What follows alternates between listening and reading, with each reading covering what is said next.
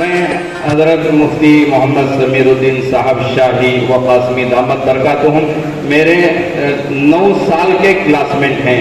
زمانے فارسی سے لے کر ہفتم تک 8 سال ماشاءاللہ ایک ہی کلاس میں ہم دونوں ساتھی رہے. پھر دارالعلوم دیوبند میں بھی ہم لوگ دونوں کا داخلہ الحمدللہ دارالعلوم دیوبند میں ہوا. دونوں ساتھ مل کر دارالعلوم دیوبند میں بھی ہم نے پڑھا. تقریباً 8-9 سال مل کر ہم رہے. بہت ساری خوبیوں کے حضرت مفتی صاحب مالک ہیں. وقت کی نزاکت کو سامنے رکھتے ہوئے بیان نہیں کر سکتے.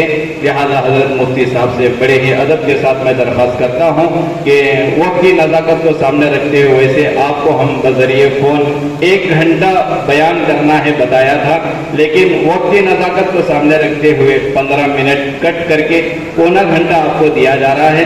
آپ اس مختصر وقت میں سمندر کو کوزے میں سمونے کی کوشش کریں. حضرت مفتی صاحب سے درخواست ہے اپنا پرمس خطاب کے ذریعے سے ہم تمام کے قلوب کو منور فرمائیں.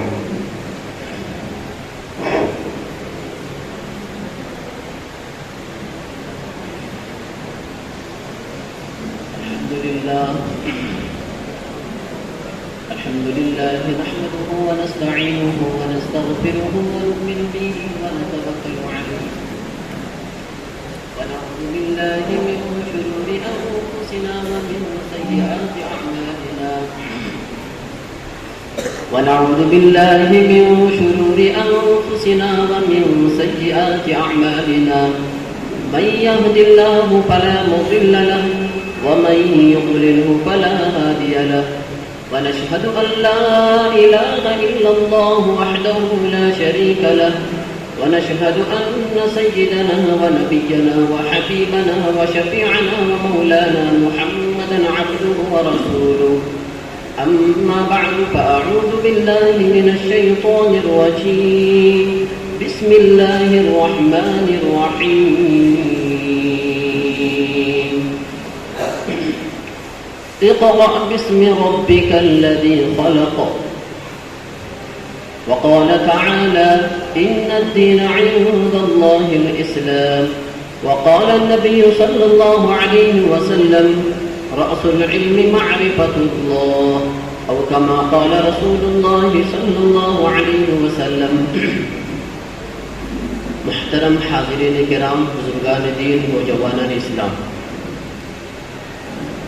مجھے اس وقت آپ حضرات کے سامنے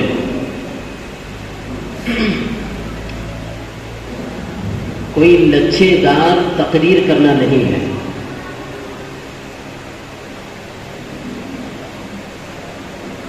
جو کچھ بھی باتیں آپ حضرات کے سامنے آئیں گی اس کو آپ براہ کرم سرسری نگاہوں سے جلسے کی تقریر مت سمجھنا، کیونکہ حضرت مفتی صاحب نے جو عنوان مجھے سونپا ہے حالات کے تناظر میں نیشنل لیول پر، اس سے بھی آگے بڑھ کر انٹرنیشنل لیول پر ایک سلگتا ہوا ٹاپک، کرنٹ ٹاپک ہے جس کا تعلق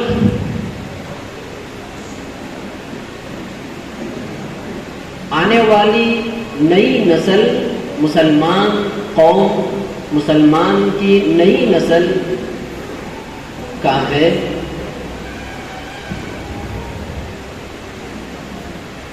تو جو بھی باتیں آئیں گی میں ابھی سے آپ حضرات کے خدمت میں گزارش کرتا ہوں کہ ان تمام باتوں کو بہت ہی غور و خوض کے ساتھ سنیں.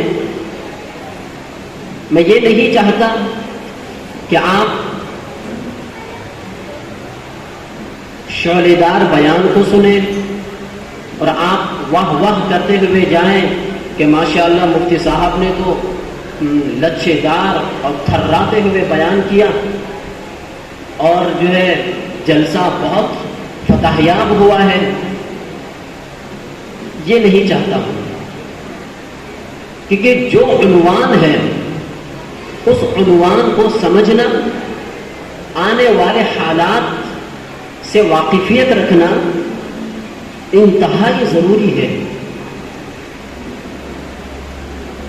ورنہ اگر جو اب آنے والی جو باتیں ہیں اس کو اگر ہم خدا نہ خواستہ نہیں سمجھیں گے تو ہو سکتا ہے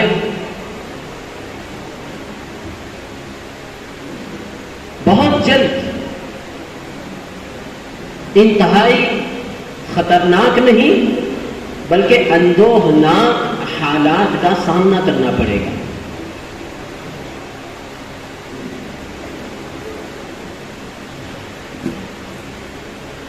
حضرت مفتی صاحب نے جو کچھ بھی باتیں کہی اور حضرت مفتی صاحب نے مجھے موقع دیا کہ ان سلگتے ہوئے حالات کو آپ حضرات کے سامنے رکھنے کے لیے میں ان کا بہت بڑا شکر گزار ہوں. یہ ان کا بہت بڑا بڑپن ہے. ویسے میں ایک چھوٹا سا کارندہ ہوں رحمان فاؤنڈیشن کا اور خادم ہوں ہمارے مدرسے کا. تو میں یہ ساری کی ساری باتیں نہ کرتے ہوئے ڈائریکٹ ٹاپک پر آتا ہوں. دیکھیے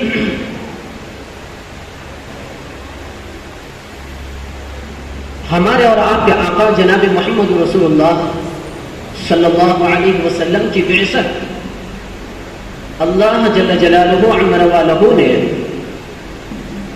کس ماحول میں کیا اور کس قوم کے درمیان میں کیا؟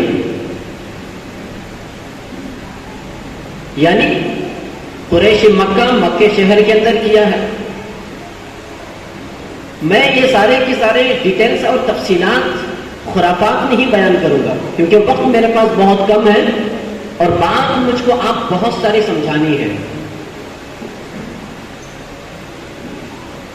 بہت سارے خرافات مکے شہر کے اندر موجود تھے.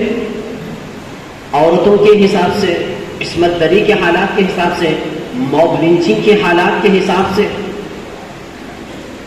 روزگاری کے لحاظ سے، چھوٹے چھوٹے فرضی مسائل میں پورا شہر مبتلا تھا. اور ضلالت، گمراہی اور تاریکیاں بہت ساری خرافات کا ایک مرکز بنا ہوا تھا. ایسی قوم میں اللہ کے نبی کی بعثت ہوئی. توجہ رکھیں، سارے کے سارے مجھے دیکھیں اور میری باتوں پر غور کریں. پھر اس کے بعد ایک تو ہے کہ ضلالت و گمراہی کا پورا ماحول مکے شہر میں تھا اور دوسرا ماحول اسی مکے شہر کے اندر شرک اور بدعات کا تھا. کعبۃ اللہ کے اندر 360 بت رکھے ہوئے تھے. ہر قوم کا ایک بت، ایک مورتی، ایک بت کو پوجا جاتا تھا جس میں لات اور عزا اس کے بہت بڑے بڑے خدائیں مانی جاتی تھی.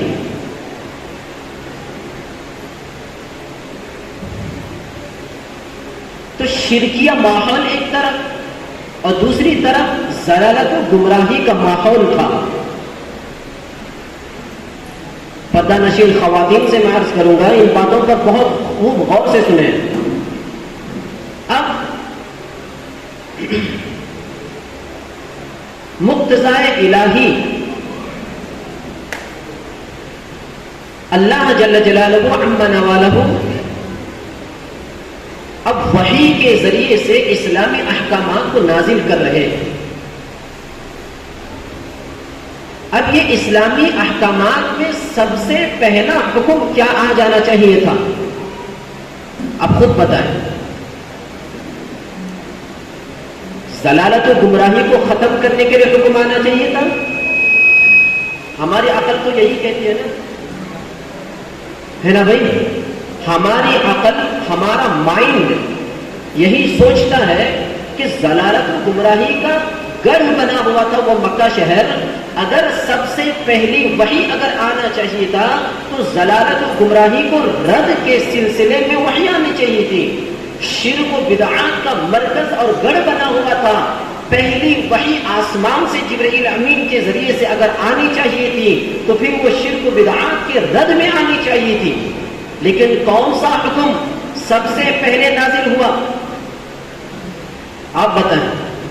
سب سے پہلا حکم، سب سے پہلی وحی جو آسمان سے جبرائیل امین کے ذریعے سے نازل ہوئی، وہ سب سے پہلے حکم ہے اقرأ بسم ربک الذی خلق.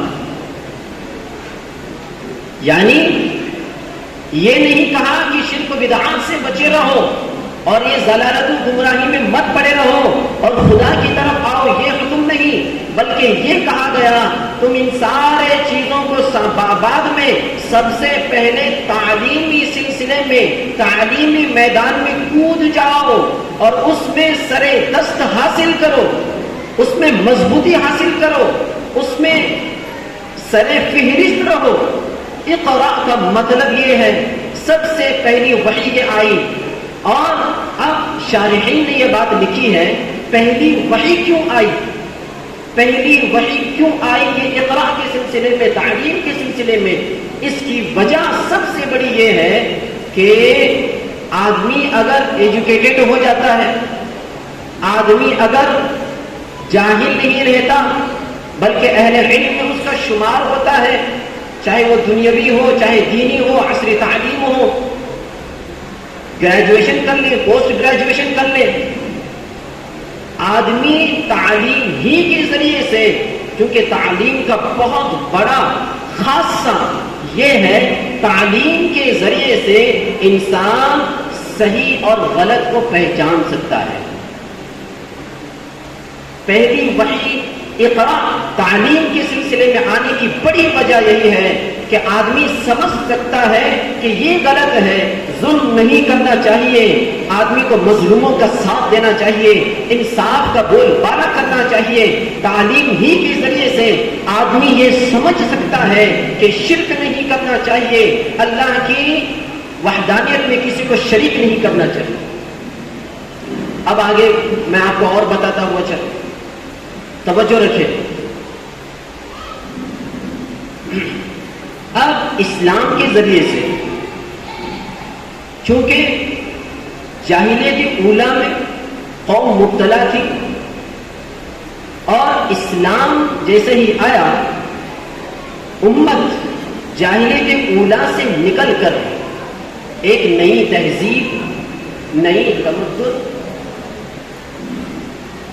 ایک نیا سلیقہ، ایک نیا دین ان کو ملا، پوری دنیا کو ملا. اور یہ نئی بہار جو پوری دنیا کے اندر آئی اسلام کے ذریعے سے، یہ بہت پازیٹو ثابت ہوئی، بہت سائنٹیفک ثابت ہوئی، بہت ترقی یافتہ ثابت ہوئی. اتنی ترقی ہوئی عام طور پر یوں سمجھا جاتا ہے کہ اللہ کے نبی کی بعثت کے بعد صرف ساری دنیا میں روحانی انقلاب آیا، یوں ہی سمجھا جاتا ہے، روحانی انقلاب ساری دنیا میں آیا. لیکن یہ ہماری غلط سوچ ہے، یہ ہم غلط فہمی کا شکار ہیں. اللہ کے نبی کی بعثت کے بعد صرف روحانی انقلاب نہیں بلکہ مادی انقلاب بھی آیا. سمجھے سارے کے سارے ان چیزوں کو. اللہ تعالیٰ نے کیوں یہ ٹیکنیکل ترقیات، مادی ترقیات کو اللہ کی نبی کی بعثت کے بعد کیوں رکھا؟ ٹیکنیکل ترقیات جو سائنس ترقی کرتے کرتے آسمان چاند تک پہنچ چکی ہے، یہ حضور کی بعثت کے بعد کیوں ہوا؟ پہلے کیوں نہیں ہوا؟ حضور کی بعثت سے پہلے چونکہ دنیا 50,000 سال سے قائم تھی، اس وقت کیوں نہیں ہوئی یہ ترقی؟ سائنس کی ترقی کیوں نہیں ہوئی؟ یہ ٹیکنیکل ترقی کیوں نہیں ہوئی؟ اللہ کے نبی کی بعثت کے بعد ہوئی. کیوں ہوئی؟ اس کی وجہ یہ ہے کیونکہ ساری دنیا میں شرک کا بول بالا تھا، اور شرک میں ہر مخلوق انسان یوں سمجھتا تھا کہ میں چھوٹا ہوں اور ساری کی ساری مخلوقات بڑی ہیں. یہ پوائنٹ کو نوٹ کریں. میں اسی لیے کہہ رہا ہوں بار بار باتوں کو خوب غور سے سنیں. اس کو جلسے کی تقریر مت سمجھیں, لچے دار تقریر مت سمجھیں. خوب غور سے سنیں ان باتوں کو, اور بہت کام کی باتیں آپ حضرات کے سامنے مجھے رکھنی ہے.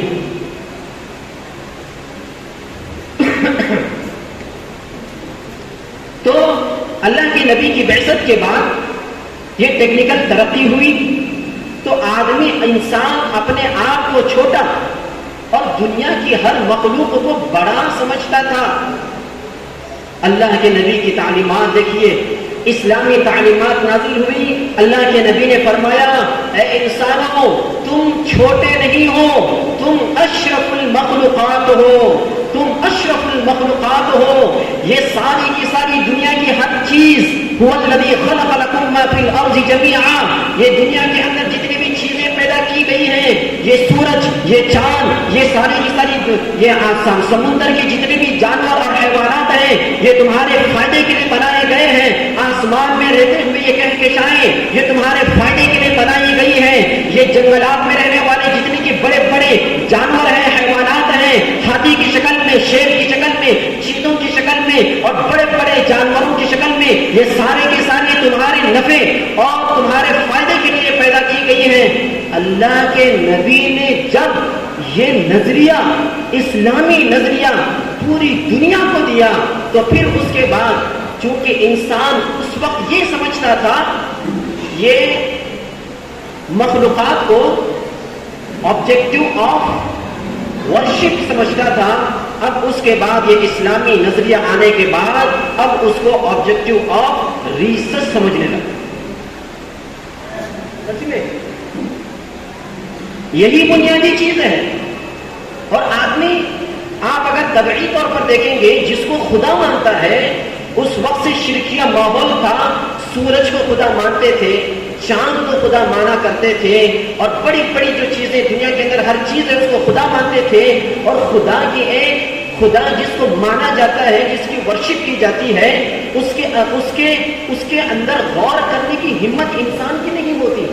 ایک طرح کا خوف دل کے اندر موجود رہتا ہے, ایک طرح کا ڈر رہتا ہے, اس کے اندر غور کرنے کی ہمت نہیں ہوتی. اللہ کے نبی نے جب یہ نظریہ سمجھایا اور وحی کے ذریعے سے یہ آیتیں نازل ہوئی کہ یہ ساری کی ساری چیزیں تمہارے نفع کے لیے بنائی گئی ہیں, تو پھر اس کے بعد انسان نے اس آبجیکٹو آف ورشپ کو آبجیکٹو آف اس کو ریسرچ بنایا.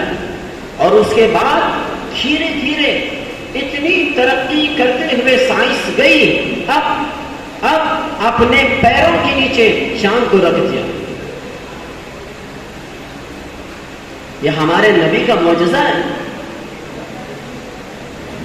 یہ ہمارے نبی کا معجزہ ہے. بزرگان محترم, اب اس بات کو یہاں رکھتے ہوئے اور آگے سمجھیے. تو یہ ترقی ہوئی اسلامی اس نظریے کی وجہ سے, اور خوب غور و خوض ہونے لگا. میں کہتا ہوں ابھی جو ماشاءاللہ صفا خدمت ٹرسٹ کے زیر نگرانی جو کوئز کمپٹیشن ہوا, اس میں تقریباً 300 اور 500 سوالات, آنسر اور کوشچنس ہوئے.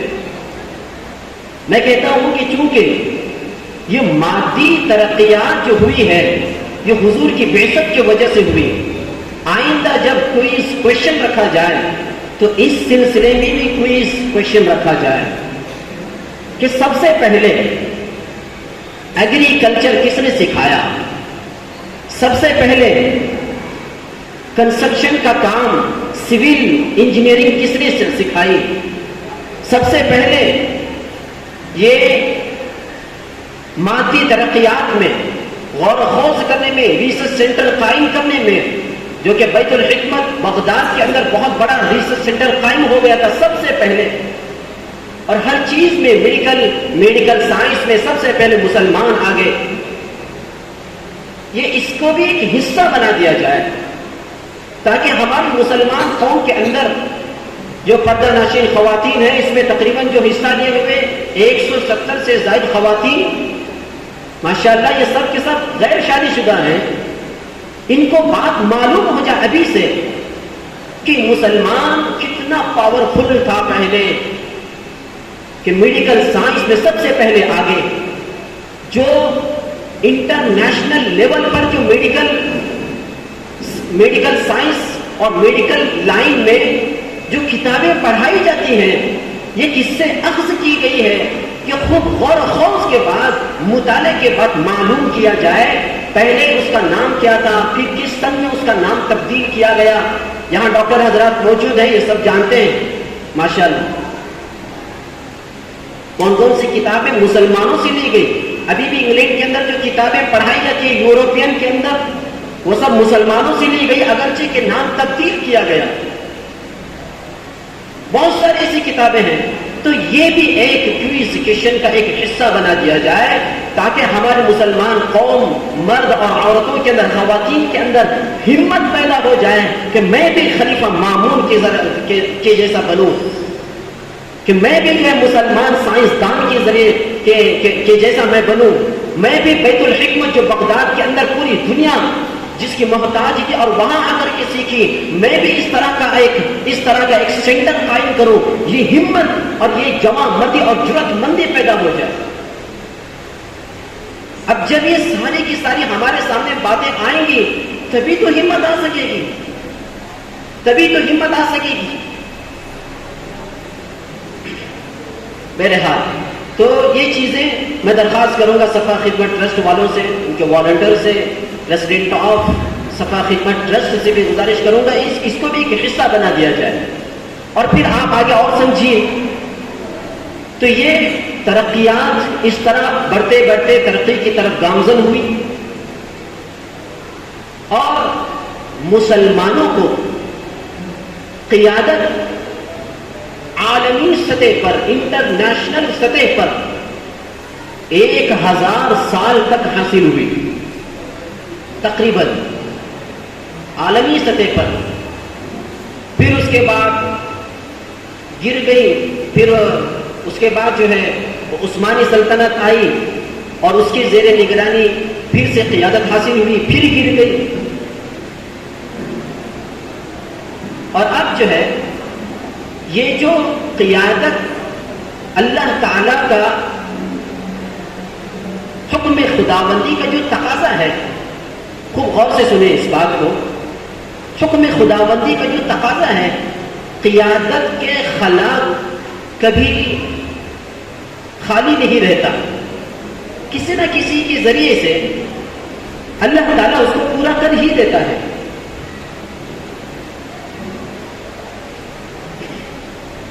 وقت ختم ہو رہا ہے، میں اپنی بات کو سمیٹ لیتا ہوں، بہت ساری اور باتیں تھیں آپ حضرات کے سامنے بتانے کی۔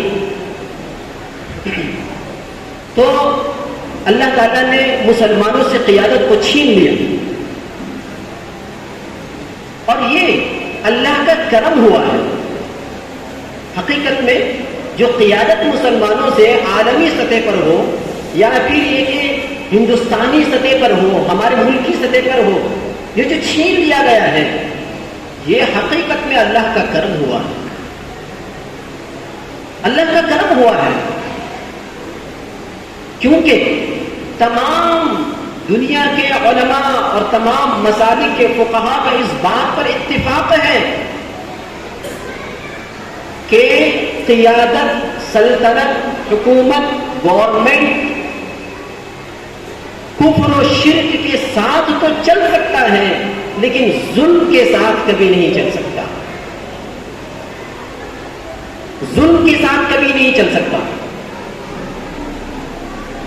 تو جو چھین لیا گیا کہ ایسے اس وقت میں حالات تھے، ظلم و ستم ہو رہے تھے، غداری اپنے عروج پر تھی، لہذا اس کے بعد ہونا چاہیے تھا جو حکم خداوندی کا تقاضا تھا، وہی ہوا۔ اب اس کے بعد چونکہ یہ خلا ہوا قیادت کا، تو اس کے بالمقابل یہ قیادت سنبھالنے کی جو صلاحیت اور سکل موجود تھی، یہ سکل یہ یورپین کے اندر موجود تھی۔ اللہ تعالیٰ نے ان کو یہ سونپ دیا اور ایک عرصے تک چلی رہی،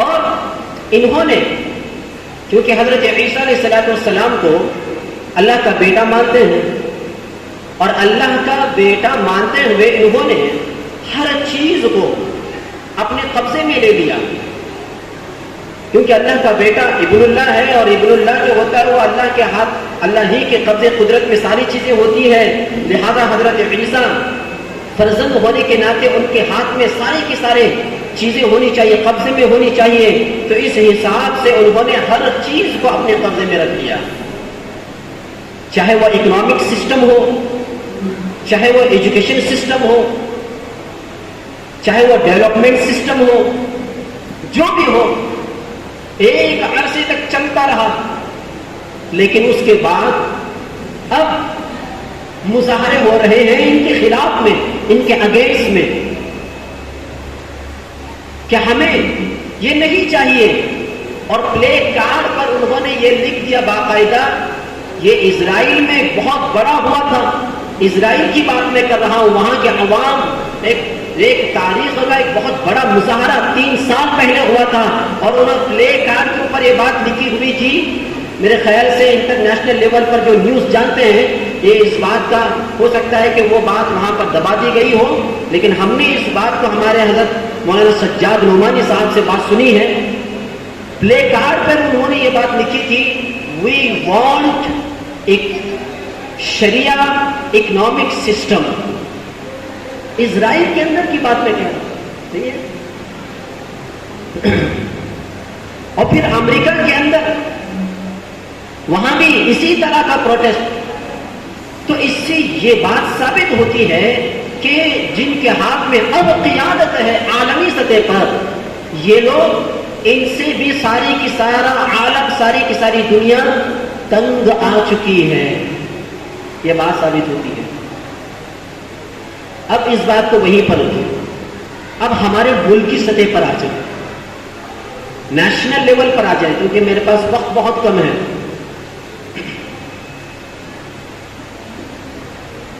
اب ہمارے ملک میں دیکھیے کیا ہو رہا ہے، کیسے کیسے واقعات ہمارے سامنے رونما ہو رہے ہیں، میڈیا کا دگنا رویہ، جو اصل مدعے ملک کے ہیں اس کو چھپایا جاتا ہے،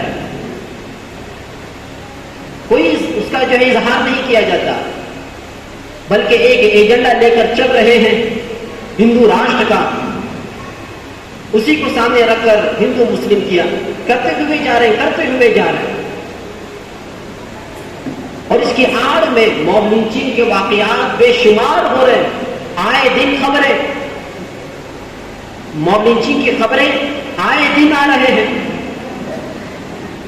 اور پھر اس کے بعد کیسا جو ہے ضلالت و گمراہی ہمارے ملک میں ہو رہے ہیں، اور اسی طرح ہمارے مسلم بچیوں کے اوپر گندی نظریں ڈال کر، جو کالج میں وہ جا کر سیکھ رہی ہیں، پڑھ رہی ہیں، ان کو نشانہ بنا کر ان کی زندگی کو اجیرن بنانے کی کوشش کی جا رہی ہے، ان کی زندگی کو جہنم بنانے کی کوشش کی جا رہی ہے، ان کی عصمت دری کر کے، ان کے ساتھ بہلا پھسلا کر، ان کو اپنی جال میں اپنے پیار کے اندر پھنسا کر، ان کو اپنے قابو میں کر کے ان کی زندگی کو اجاڑا جا رہا ہے۔ اب یہ جو ماحول، اور اسی طرح انصاف کو دیکھیے، سپریم کورٹ سے ہو یا ہائی کورٹ سے ہو، جو سلجھتے ہوئے مسائل ہیں اور کیسز ہیں، آپ جانتے ہیں کہ کیا کیا ہو رہا ہے، ظلم اپنے عروج پر،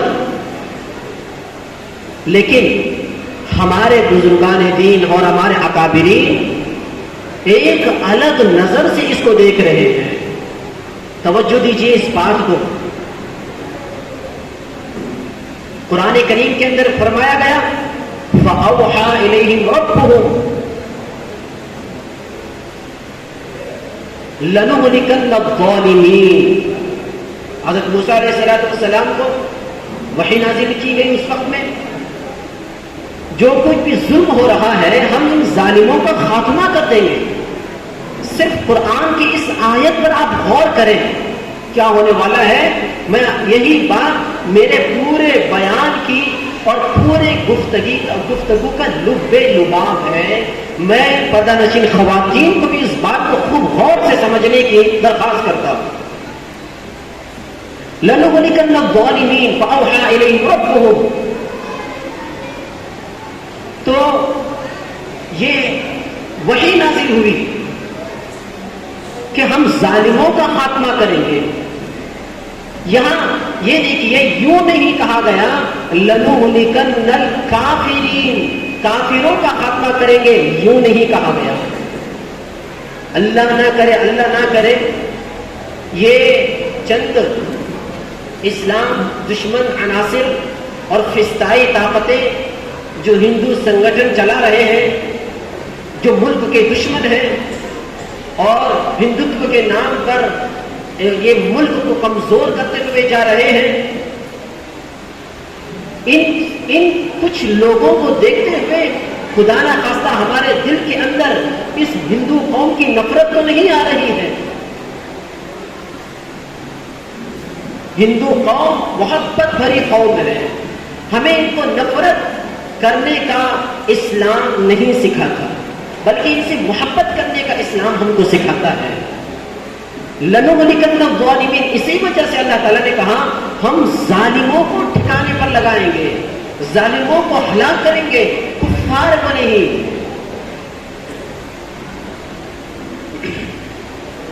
اب جب ہمارے ملک میں یہ حالات ہو رہے ہیں، ہمیشہ رات رہتی ہے؟ آپ بتائیے ہمیشہ رات رہتی ہے کیا؟ اب کل رات 12 بجے تھے، ابھی تقریباً 2:30 بج رہے ہیں. رات 12 بھی ہو گئے، 1 بھی بج گئے، 2 بھی بج گئے. تو ہمیشہ اندھیرا نہیں رہتا، یاد رکھیں. اندھیرے کے بعد ضرور ایک روشن صبح ضرور آتی ہے. ہمارے بزرگان دین اس ملک میں اس نظر سے دیکھ رہے ہیں. یہ بات ذہن میں رکھیں آپ. اندھیرے کے بعد ضرور صبح ہوگی، اور جب یہ صبح ہوگی، اب میری بات کو توجہ سے سنیں. صبح ہوگی تو کیا ہمارے اندر اب یہ آپ یوں مت سمجھیں کہ ماشاءاللہ مفتی صاحب جو ہے کیسی جو ہے گڈ نیوز سنا رہے ہیں کہ کچھ نہیں ہونے والا، صبح ہونے والی ہے، سب ختم ہونے والا ہے. آپ جو ہے خوش فہمی میں نہ رہیں، خوش فہمی میں نہ رہیں کہ کچھ ہونے والا نہیں ہے، سب کچھ ٹھیک ہونے والا ہے، چلو کھانا کھا لو، بریانی کھا لو، بس مزے میں سو جاؤ. ایسا نہیں، ایسا نہیں ہے. بلکہ اب جو میں اس کے بعد کہنے جا رہا ہوں، اب اس کو سن کر آپ انا للہ پڑھیں. اب دیکھیے جب اندھیرے کے بعد صبح ہوگی تو پھر یہ خلا رہے گا، اس قیادت کا خلا رہے گا. اب اس خلا کو کون پر کرے گا؟ یہ بات ذہن میں رکھیں. ہمارے پاس ایجوکیٹڈ لوگ موجود ہیں. میں سوال کر رہا ہوں، کیا ہمارے پاس گریجویٹ لوگ موجود ہیں؟ کیا ہمارے پاس پی ایم بننے والے لوگوں کی صلاحیت موجود ہے؟ کیا ہمارے پاس ایک صوبے کو سی ایم بننے کے اور صوبے کے سارے کے سارے ضروریات کو سنبھالنے والے لوگوں کے اندر ایسی صلاحیت موجود اور اسکل موجود ہیں؟ ہیلتھ ڈپارٹمنٹ پورے ملک کی سطح پر چلانے والے لوگوں کی اندر جو صلاحیت ہونی چاہیے وہ صلاحیت مند لوگ موجود ہیں ہمارے پاس. اب بولو، ملک کو چلانے کے لیے جو چیزوں کی ضرورت پڑتی ہے، کیا اس طرح کے سارے اس صلاحیت مند لوگ ہمارے پاس موجود ہیں؟ آپ بتائیے. اب میں اس سے یہ نہیں کہہ رہا ہوں کہ صرف ایجوکیٹڈ نہیں چاہیے ہم کو تربیت یافتہ ایجوکیٹڈ چاہیے. یہ بات ذہن میں رکھیں، تربیت یافتہ ایجوکیٹڈ چاہیے ہم کو. ورنہ ایجوکیٹڈ لوگ بہت موجود ہیں. آج دیکھیے ہمارے ملک میں جو سکیم ہو رہے ہیں روزانہ، یہ جو سکیم کرنے والے ہیں یہ کون لوگ ہیں؟ یہ بہت بڑے بڑے ایجوکیٹڈ لوگ ہیں،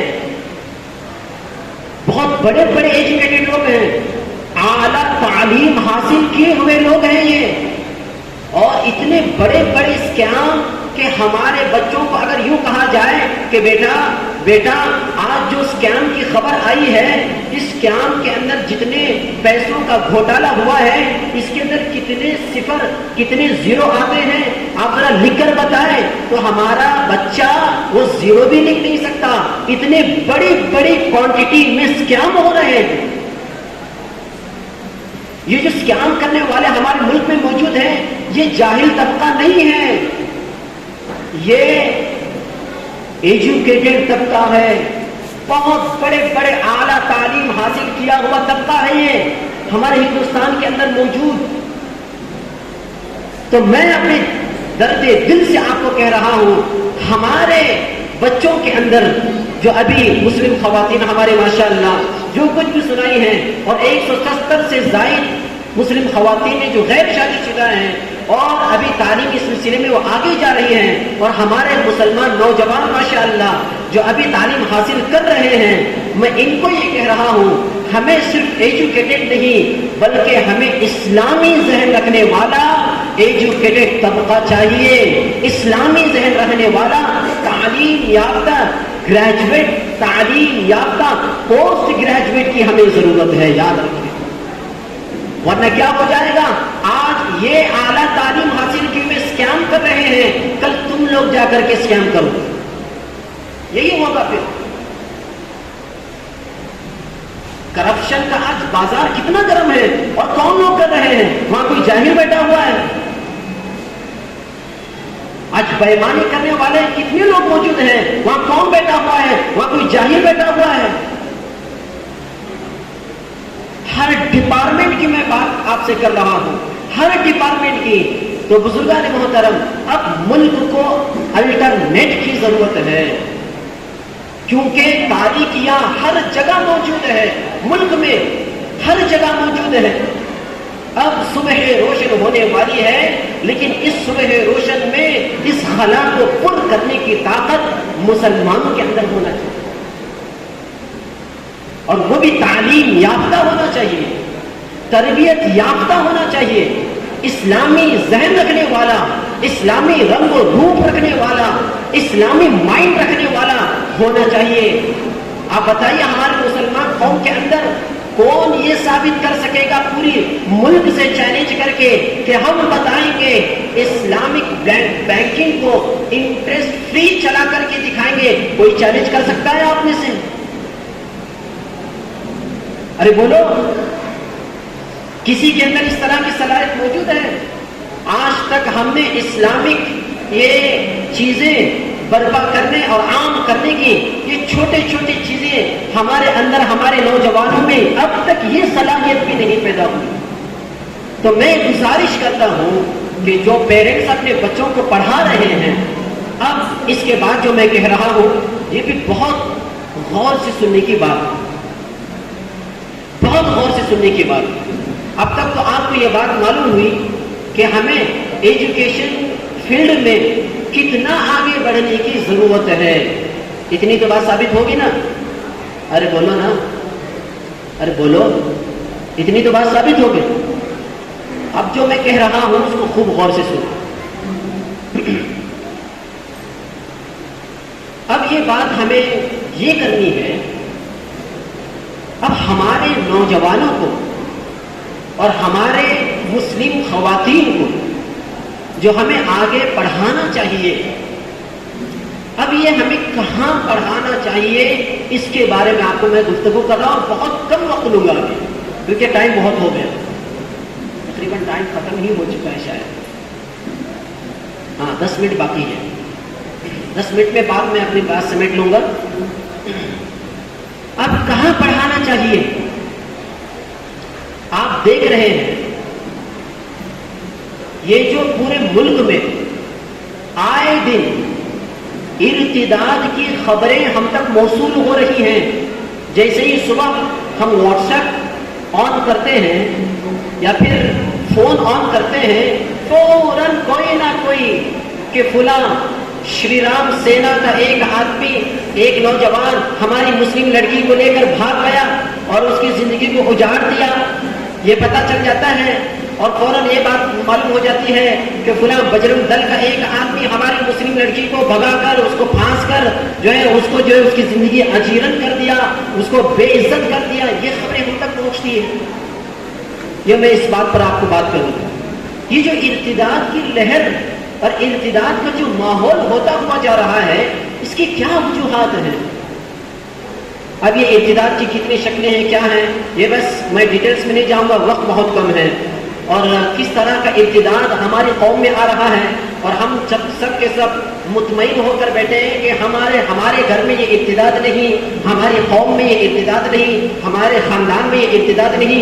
यूं ना समझे, गैर महसूस तरीके से हमारे घरों के अंदर, हमारे नौजवानों में, हमारी कौम में ये इर्तिदाद के जरासीम फैलते हुए जा रहे हैं।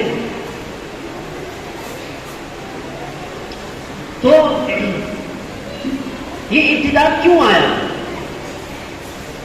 ये इर्तिदाद इस वजह से आया कि जिन जगहों में और जिन प्लेस में और जिन इंस्टीट्यूशन के अंदर आप अपने बच्चों और अपनी औलाद को पढ़ाने के लिए भेज रहे हैं, वहां का सिस्टम बिल्कुल इर्तिदाद को पैदा करने वाला है। मैं इसका हल भी आप हजरात के सामने रखूंगा, सिर्फ खराबियां नहीं बयान करूंगा, इसका हल भी आप हजरात के सामने रखूंगा। और वो हल हर जगह मुमकिन है, आप बेहिम्मत ना हो। हम इस वक्त में ये काम करने के हैं। मैं इसीलिए कहा, मेरी बात को जलसे की तकरीर अल्लाह के वास्ते मत समझो, वाह करते हुए मत जाओ। यहां से एक मैसेज लेकर जाओ, सफा खिदमत ट्रस्ट किए, ये जो इतनी मेहनतों से कायम किया हुआ और इतनी मस्तूरात को जमा किए हुए हैं अल्हम्दुलिल्लाह, और इतनी कारगुजारी इनकी हुई है, इस वक्त में आप एक मैसेज लेकर जाओ इस सिलसिले में। तो जहां पर हमारी औलाद पढ़ रही है, वहां का जो सिस्टम है, हर जगह ये को एजुकेशन सिस्टम है, को एजुकेशन सिस्टम, जहां पर आप अपनी बेटियों को भेज रहे हैं, अपने बेटों को भेज रहे हैं, ये को एजुकेशन सिस्टम को इस्लाम इसकी इजाजत नहीं देता। और को जॉब हो रहे हैं, इसकी इस्लाम इजाजत नहीं देता। इसके जरासीम फैलते हैं और यही जरासीम के इर्तिदाद की शक्लें में आ रही है। इस जरासीम की एंटीबायोटिक मैं आप हजरात के सामने रखूंगा, ये जरासीम वहीं से आ रहे हैं, एंटीबायोटिक भी रखूंगा आप हजरात के सामने। ये जरासीम वहीं से आ रहे हैं, ये जरासीम आपके मोहल्ले से नहीं आए, ये इर्तिदाद के जरासीम आपके खानदान से नहीं आए, ये इर्तिदाद के जरासीम आपके कौम में से नहीं आए, बल्कि आपके बच्चे जहां पर जा रहे हैं वहां से ये जरासीम आ रहे हैं। और उसकी सबसे बड़ी वजह वो को एजुकेशन सिस्टम है, को एजुकेशन सिस्टम है और को जॉब है। आप देखें, आप जो को एजुकेशन सिस्टम है, एक दूसरे के साथ में एक ही क्लास के अंदर लड़के लड़कियों को बिठाते हैं, अब वहां पर बैठते हैं, बैठने के बाद क्या होता है, इम्तिहानात में हो, जो भी हो, उनको जो है कलम की जरूरत पड़ती है या फिर आंसर की जरूरत पड़ती है, और इस आंसर की तलाश में वो हर मुमकिन कोशिश करते हैं, हर मुमकिन कोशिश करते हैं, जिससे मिले उससे कोशिश करते हैं। अब वो चाहे वो जो है वो बाजू में बैठने वाला जो बॉयफ्रेंड है, जो भी है, बॉयफ्रेंड है, जो भी है, उसके साथ में ताल्लुक कायम करके अपने एग्जाम में पास करने की हमारी मुस्लिम बच्ची कोशिश करती है कि नहीं करती? आप बताएं, अरे बोलो ना, करेगी कि नहीं करेगी? क्योंकि उसको पता है कि मेरे बाप ने लाखों रुपए खर्चा करके मुझे इस मेडिकल कॉलेज के अंदर, मुझे इस इतनी ग्रेजुएट कॉलेज के अंदर जो दाखिला एडमिशन दिया है, अब मुझे पास होना पड़ेगा किसी भी हाल में। उसके लिए हर मुमकिन कोशिश करती है। लेकिन उसके बाद क्या होता है? उसके बाद क्या होता है? फ्रेंडशिप के नाम पर उसके बाद पहले धीरे धीरे तो सिर्फ फ्रेंडशिप हो जाती है, उसके बाद बॉयफ्रेंड होता है, फिर उसके बाद एक्स बॉयफ्रेंड होता है, फिर उसके बाद डबल एक्स बॉयफ्रेंड हो जाता है। अल्हम्दुलिल्लाह यहाँ बागलकोट के अंदर तो इस तरह का माहौल नहीं है, लेकिन मैं आपको कह रहा हूँ, अगर खामोश रहेंगे तो फिर आइंदा 15 साल के बाद یہ سارے کے سارے اثرات آپ اپنے شہر میں بھی محسوس ضرور کریں گے۔ ہم نے 20 سال پہلے ہمارے بزرگان دین آواز لگائے تھے کہ کو ایجوکیشن سسٹم کو ختم کرو، جہاں کو ایجوکیشن سسٹم ہے، وہ جاب ہے، اپنی مسلم بچیوں کو، اپنے مسلمان نوجوانوں کو مت بھیجو وہاں پر، مت بھیجو۔ اور وہاں بھیجنے کے بعد ان کے نظریات کس طرح بنے؟ نظریات اس طرح بنے کہ ان کی زبانوں سے یہ زبان سے ظاہر ہونے لگا، ہم شادی کریں گے تو داڑھی والے سے شادی نہیں کریں گے۔ یہ نظریہ کہاں سے بنا؟ آپ بولیے۔ اب وہ ڈیولپ ہوتے ہوتے اب جو ہے یہ سسٹم آ چکا ہے، یہ نظریہ آج کی ان لڑکیوں کا جو مرتد ہو رہی ہیں، یہ ذہن بن چکا ہے۔ اب ہمیں داڑھی والا تو دور کی بات، کلمے والے کی بھی ضرورت نہیں۔ ہمارے ہائی لیول کے، ہمارے ایجوکیشن کے لیول پر جو ہمیں ملے گا، چاہے وہ عیسائی مذہب سے تعلق رکھتا ہو، چاہے وہ ہندو مذہب سے تعلق رکھتا ہو، چاہے وہ کسی اور ریلیجن سے تعلق رکھتا ہو، ہم اس سے نکاح کریں گے، اس کے ساتھ بھاگ جائیں گے۔ ایسا ذہن بن چکا ہے۔ اس طرح کی نظریات ہمارے مسلم لڑکیوں کی، مسلم بچیوں کے اب بن چکے ہیں۔ اس کا سب سے بڑی وجہ یہ کو ایجوکیشن سسٹم ہے۔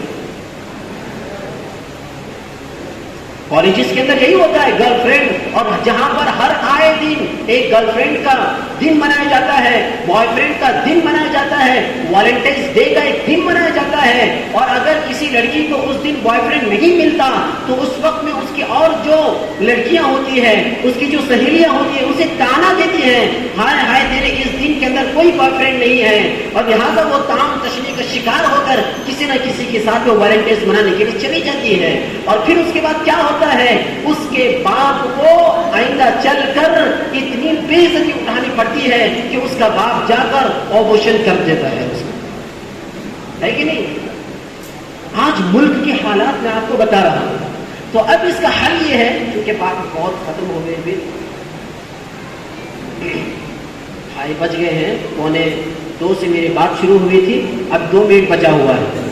تو ابھی اس کا حل یہ ہے کہ ہمیں دیکھیں، اس کا حل یہ ہے کہ ہمیں سب سے پہلے یہ کرنا چاہیے کہ ہم اس سلسلے میں مسلم مینجمنٹ کی نگرانی میں اپنے کالجز کو کھولنا پڑے گا، اسکول کو کھولنا پڑے گا۔ میں نے یہاں کا ڈاٹا جمع کیا، پتہ چلا پورے باگل کوٹ شہر کے اندر ایک ہی مسلم پرائیویٹ اسکول موجود ہے،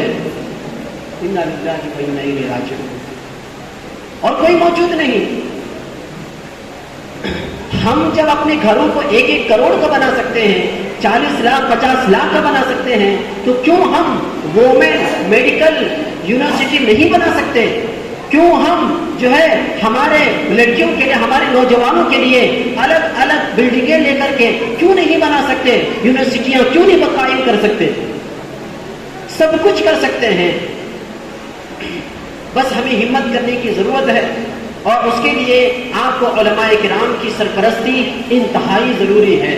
کس طرح جو اسلامیات وہاں پر سکھانے پڑیں گے، اب یہ ایک الگ موضوع ہے اسلامیات کی شکل میں کہ وہاں پر جو سلیبس ہو، اس سلیبس کو کس طرح جو ہے مسلمان بنایا جائے، مسلمان بن کر کس طرح پڑھایا جائے، اور پھر جو ہے اسٹوڈنٹ کو کس طرح مسلمان بنایا جائے، یہ ایک بہت بڑا موضوع ہے۔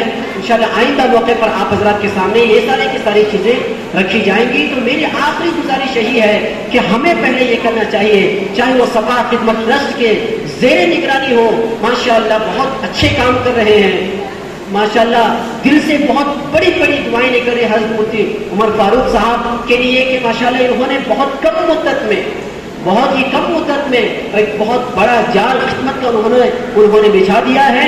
تو میں ان سے عرض کروں گا کہ سب سے پہلا ہمارا جو سلگتا ہوا، جو ہمارا ایک مسئلہ ہے پورے ملک کی سطح پر، کہ ہمارے نوجوانوں کے لیے، کیونکہ نوجوانوں کو ہم کم نہیں سمجھیں گے۔ علامہ اقبال نے کہا کہ میں نا امید نہیں ہے اقبال اپنے کشتے ویراں سے، ذرا نم ہو تو یہ مٹی بڑی سرخیز ہے ساتھی۔ ماشاءاللہ ہمارے نوجوانوں کے اندر بڑی بڑی صلاحیت موجود ہے، ماشاءاللہ قائم کریں گے بہت زیادہ ترقی ہو جائے گی. اور یہی ہمارے بچے، کیونکہ ایجوکیشن کے ذریعے سے ہم اپنے بچوں کو اپنے اسلامی نظریات کے حساب سے بنا سکتے ہیں اور پھر بگاڑ بھی سکتے ہیں ایجوکیشن ہی کے ذریعے سے. میری یہی بات ختم کر دیتا ہوں. دعا فرمائے اللہ تعالی ہم تمام کو ان باتوں پر عمل کرنے کی توفیق عطا فرمائے. آمین. وآخر دعوانا ان الحمد للہ رب العالمین.